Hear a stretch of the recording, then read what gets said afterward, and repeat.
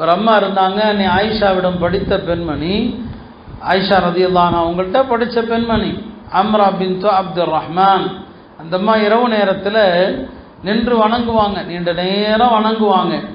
அந்த அம்மா திடீரென்று தூக்கம் வந்தால் தனக்குத்தானே ஒரு கவிதையும் படித்து கொள்வாங்க. அலிம்து மின் ஐனின் தனாம் வகத் அலிம தூலர் ருகாதி ஃபில் குபூர். இந்த கவிதையை படிச்சுட்டு தூங்க மாட்டான். அது என்ன? உறங்கக்கூடிய கண்களை பார்த்து நான் ஆச்சரியப்படுகிறேன், கபரிலே நீண்ட உறக்கம் இருப்பதை தெரிந்துமா உறங்குகிறார்கள்? கபரில் நீண்ட நேரம் உறக்கம்தான். கபருக்கு போயிட்டா அடுத்து கியாமத்து வரைக்கும் கபருடைய உறக்கம். அங்கே இருக்கும்போது உலகத்தில் எப்படி தூங்க முடியுது? அவருடைய இரவுகள் எல்லாம் இப்படித்தான் புனிதமாக கழிந்தது. நமக்கு அந்த கபரை பற்றிய பயம் இல்லை. ஹஜ்ரத் உஸ்மான் ரலியல்லாஹு அன்ஹு அவர்கள் கபருக்கு அருகில் வந்தால் தேம்பி தேம்பி தேம்பி அழுவாங்க.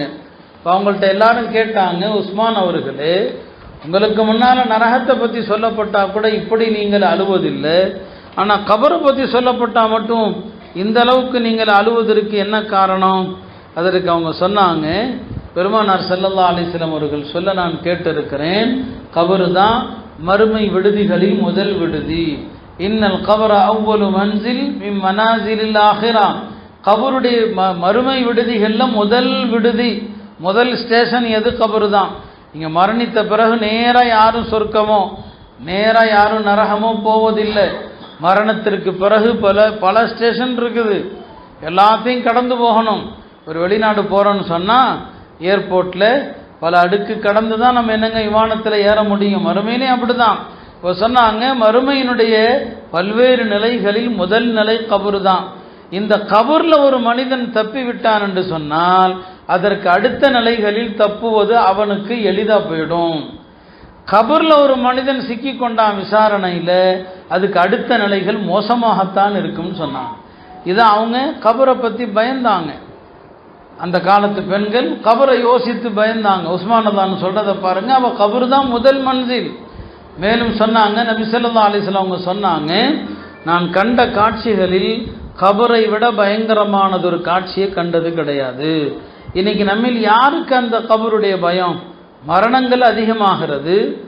மரணம் என்னங்க, இறந்தவர்களை கொண்டு போய் அடக்கிறோம், எத்தனையோ ஜனாசாக்கள் ஒவ்வொரு நாளும் பார்த்து கொண்டு தான் இருக்கிறோம். நம்மில் யாருக்கும் பயம் இல்லை.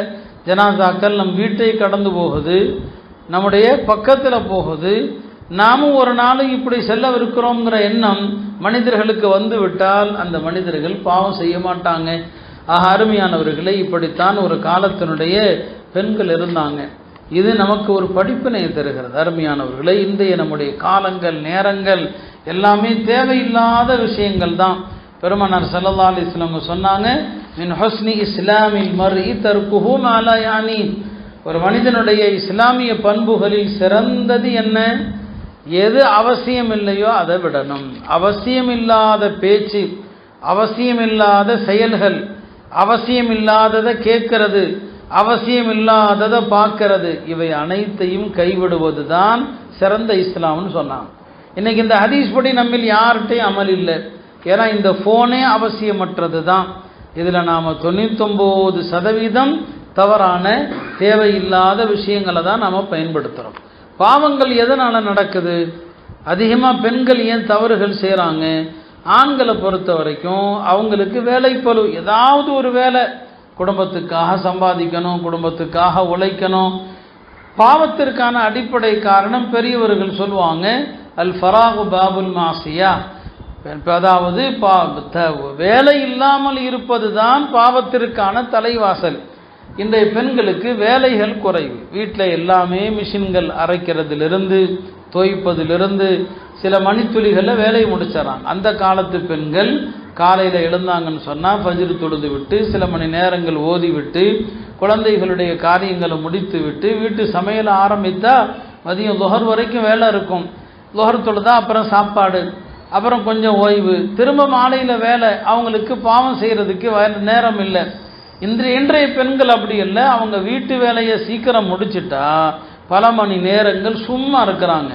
இந்த சும்மா இருக்கிறது தான் பெரிய முசீபத்து. எல்லா பாவத்தினுடைய கதவையும் திறந்து விடுவது அதுதான்.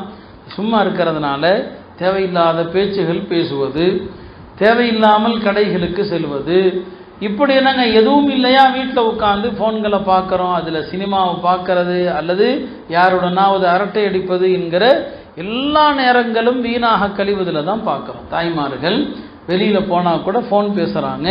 பெண்கள் வெளியிலேயே செல்லக்கூடாது, மார்க்கத்தினுடைய விருப்பம் அதுதான். தேவைக்கு வெளியில் போனால் கூட ஃபோன்கள் வந்தால் ரோட்டில் பேசுவது ஒரு நல்ல இஸ்லாமிய பெண்ணுக்கு அழகல்ல.